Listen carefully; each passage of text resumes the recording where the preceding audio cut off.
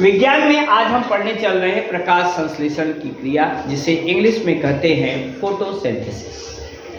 ये बेहद important topic है और इतना इम्पॉर्टेंट है कि आपकी क्लास के अलावा या आगे जीवन में जब आप कंपटीशन के क्षेत्र में चलेंगे तो प्रतियोगी परीक्षाओं में भी ये पूछा जाता है। इवन अगर आपको शिक्षक बनना है तो टेट की परीक्षा में भी ये पूछा जाता है। पहली बात कि जैसे हम लोग अपना भोजन बनाने के लिए फूड ग्रेन्स यूज करते हैं, घर में शाम को खाना बनता है, ऐसे ही पौधों के लिए तो कोई खाना बनाने वाला है नहीं। पौधे अपना भोजन खुद बनाते हैं और वे पौधे अपना भोजन खुद बनाते हैं जिनमें पर्णहरिम पाया जाता है, जिनकी पत्तियां हरी रंग की हैं। केवल जरूरी नहीं है कि वे पौधे ही हों, बल्कि पौधे हैं, शैवाल हैं और कुछ जीवाणु भी होते हैं जो अपना भोजन खुद बनाते हैं। भोजन की इस प्रक्रिया में वे वातावरण से सूर्य का प्रकाश लेते हैं। सूर्य का प्रकाश कौन सी ऊर्जा है? प्रकाश ऊर्जा। जो पर्णहरिम है या क्लोरोफिल है, वह पर्णहरिम अपने रंध्रों से, पत्तियां अपने रंध्रों से कार्बन डाइऑक्साइड अवशोषित करती हैं। वह कार्बन डाइऑक्साइड कहाँ से मिलती है? हम सभी को के सांसों से बाहर निकल रही हैं कार्बन डाइऑक्साइड। कुछ हम जलाते हैं तो भी कार्बन डाइऑक्साइड। अगर कार्बन डाइऑक्साइड की मात्रा वातावरण में ज़्यादा हो जाती है तो वातावरण गर्म होने लग जाता है। वातावरण गर्म हो जाता है। आगे आप ग्लोबल वार्मिंग जब पढ़ेंगे तो हम आपको बताएंगे कि इस कार्बन डाइऑक्साइड की अधिकता के साथ कैसे ग्लोबल वार्मिंग हो रहा है। तो पौधे, ध्यान रखिएगा, जाइलम से, पौधों में जाइलम और फ्लोएम है। जाइलम से पौधे क्या ले रहे हैं? पानी ले रहे हैं और यह पानी कहाँ तक पहुँच रहा है? उनकी पत्तियों तक पहुँच रहा है, पौधे के अंतिम भाग तक पहुँचता है और यह पानी और वातावरण से कार्बन डाइऑक्साइड गैस लेकर के वह पर्णहरिम और सूर्य प्रकाश की उपस्थिति में अपना भोजन बनाते हैं। उनका भोजन ग्लूकोज है, C6H12O6। लेकिन इसमें सबसे बड़ी चीज़ है कि अपने भोजन के साथ साथ वह आपके लिए भी प्राणवायु दे रहे हैं, ऑक्सीजन गैस निकालते हैं।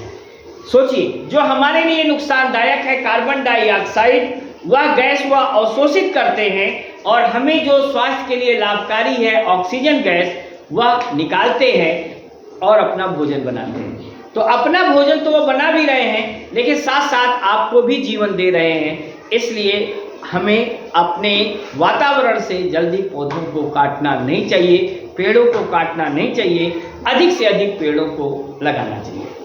अब आप देखें, हमने लिख दिया कि प्रकाश संश्लेषण एक प्रक्रिया है जिसमें हरे पौधे, शैवाल व कुछ जीवाणु सूर्य प्रकाश में कार्बन डाइऑक्साइड की उपस्थिति में क्लोरोफिल नामक वर्णक से भोजन बनाते हैं।